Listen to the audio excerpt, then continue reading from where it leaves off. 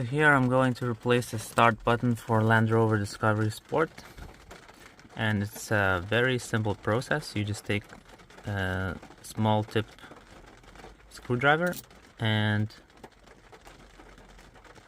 insert it over here and gently push it out around the button.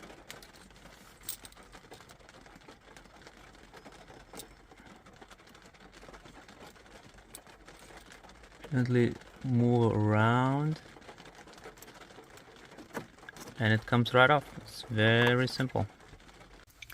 And then just go ahead, take a new stop button. I just ordered this from eBay, I believe. It was about $15, and you plug it in over there and replace it. That's it. Thanks for watching.